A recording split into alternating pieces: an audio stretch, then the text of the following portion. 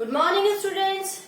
Let's start our today's lesson with the same chapter number 3, metals and non-metals. So, today we are going to study the physical properties of metals and non-metals. आज हम physical properties पढ़ेंगे one by one metals and non-metals की, and we will try to do their comparative study. हम उनकी comparative study करेंगे, so it will be easier for us to compare them. We can write the difference between them and we can write the physical properties of metals and non-metals separately. तो अगर हम इस तरीके से करेंगे तो हम metals की properties को separately लिख सकते हैं, non-metals की properties को separately लिख सकते हैं, and we can easily compare them. Easily compare भी कर सकते हैं.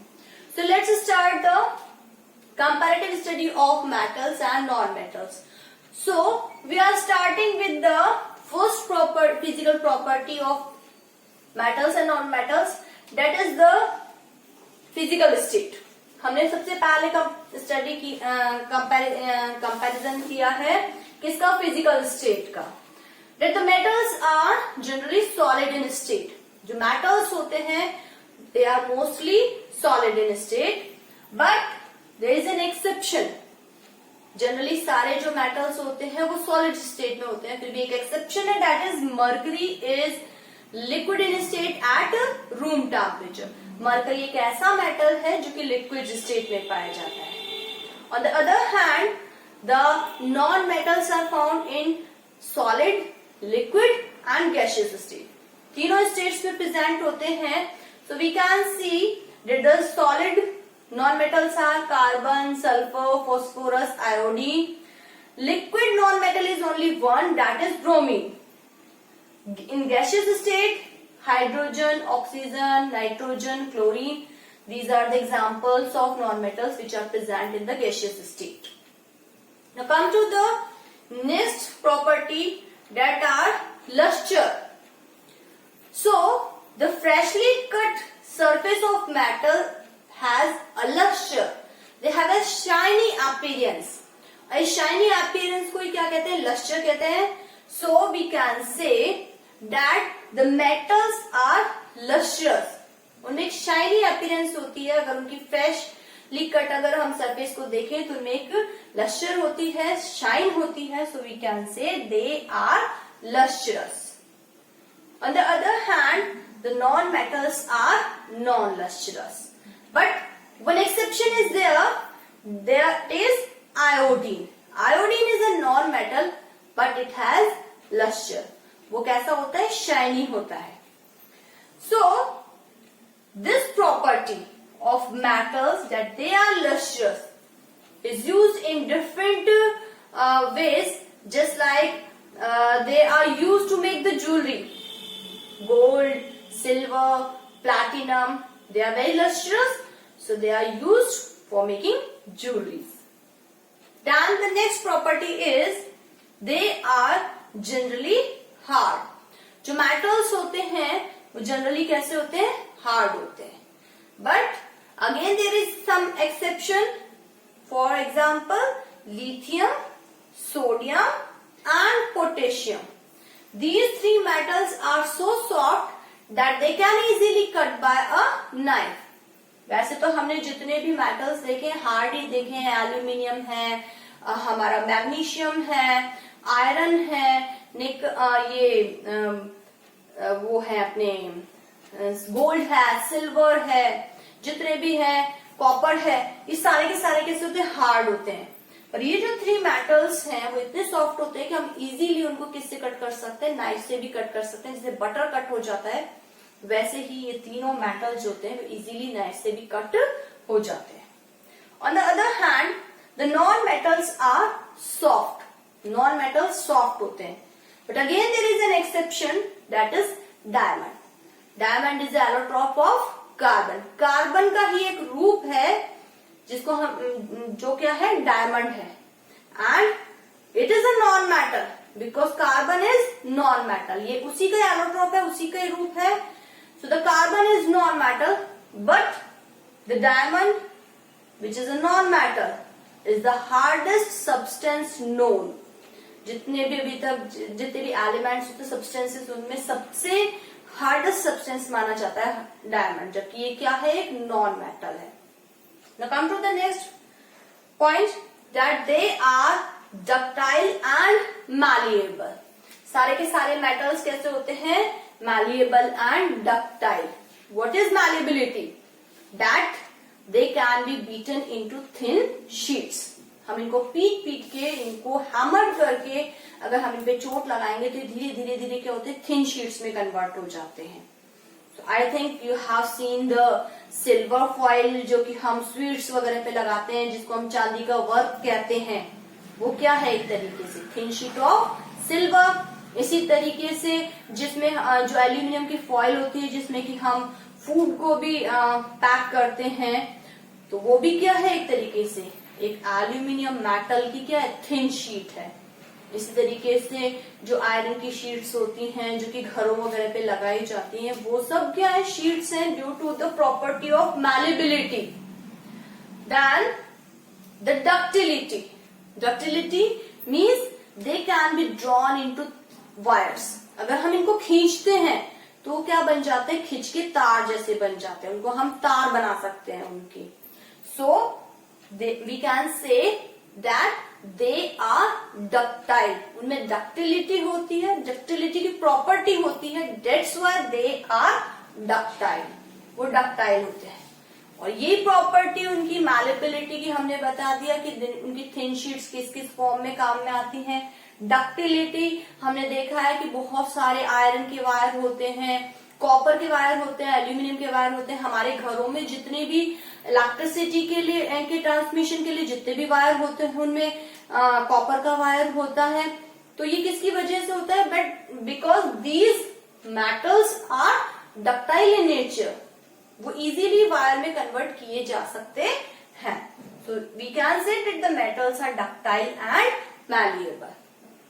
On the other hand that these non-metals are neither ductile nor malleable। न तो ये डक्टाइल होते हैं, न ही malleable होते हैं। अगर हम इनको हैमर करने की कोशिश करें, अगर हम इन पे हैमर से चोट लगाने की कोशिश करेंगे, तो ये थिन शीट में कन्वर्ट नहीं होंगे। They will be break down, वो टूट जाएंगे। That's why we can say that they are brittle in nature. इसलिए हम कहते हैं कि वो कैसे होते हैं, ब्रिटल होते हैं। न तो डक्टाइल होते हैं, न तो हम उनको खींच के तार बना सकते हैं, न ही हम उनको पीट पीट के उनकी थिन शीट्स बना सकते हैं। That's why we can say that when a force is applied on them, they break down. That's why they are called brittle in nature. Brittle होते हैं। Then the next point is the metals are sonorous. उनमें sonority की property होती है। Metals, when these metal surfaces are struck with a hard substance, किसी भी hard substance से जब स्ट्राइक करते हैं, टकरा जाते हैं, they gives a ringing sound। इनमें एक ringing sound निकलती है। So they are called sonorous। On the other hand, the non-metals are non-sonorous। अगर हम किसी भी non-metal को hard surface से स्ट्राइक करेंगे, they will not give any ringing sound। So they are non-sonorous।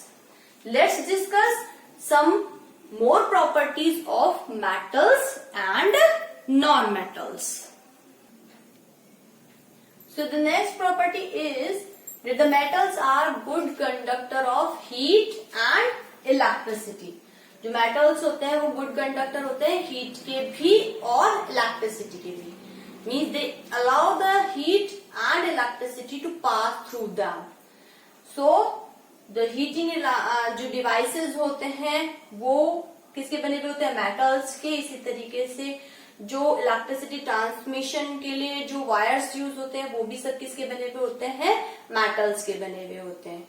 जहां पे भी हम जो भी इलेक्ट्रिसिटी की ट्रांसमिशन के लिए हम अपने घरों में जो वायर देखते हैं वो एल्यूमिनियम के या कॉपर के बने हुए होते हैं, because the silver is the best conductor of electricity. But we know this very well that the silver is very costly, so we use the second option, that is the copper, which is good conductor of electricity on the second number।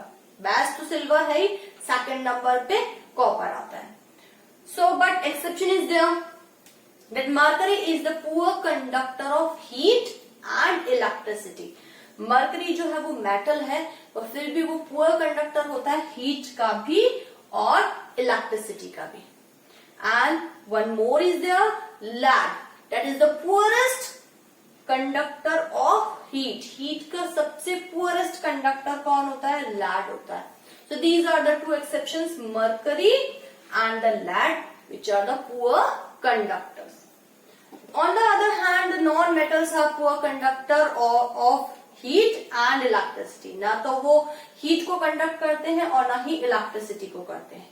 But one exception is there, that is graphite, which is the allotropic form of carbon. ये भी allotrope है, carbon का ही एक रूप है. और ये जो graphite है, ये क्या है? गुड कंडक्टर ऑफ इलेक्ट्रिसिटी है. तो ये जो मेटल्स हैं वो गुड कंडक्टर क्यों है इलेक्ट्रिसिटी के? क्योंकि इनमें फ्री इलेक्ट्रॉन्स प्रेजेंट होते हैं विच कैरी द इलेक्ट्रिसिटी, यानी कि वो इलेक्ट्रिसिटी को पास करने में क्या करते हैं? हेल्प करते हैं. बट जो नॉन मेटल्स होते हैं वो उनमें वो ये फ्री इलेक्ट्रॉन्स प्रेजेंट नहीं होते हैं जो कि जो इलेक्ट्रिसिटी है उसको कैरी कर सके. पर ग्रेफाइट एक ऐसा नॉन मेटल है जिसमें कि फ्री इलेक्ट्रॉन्स प्रेजेंट होने की वजह से it is good conductor of electricity.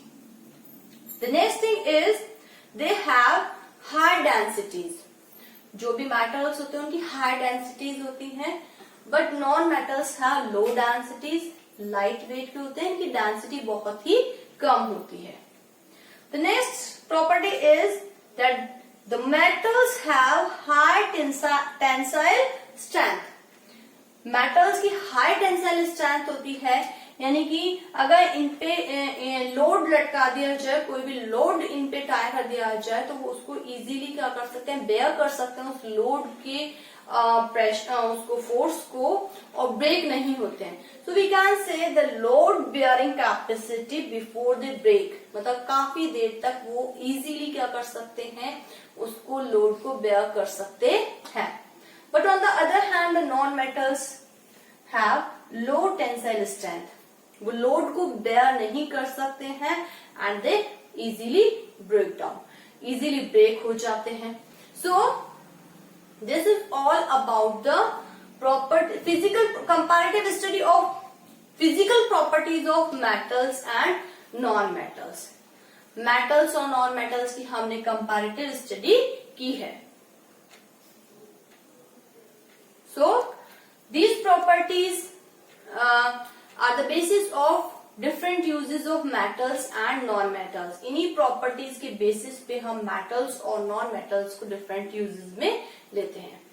So go through them, try to understand them and learn them. That's all for the day. Thank you and have a nice day.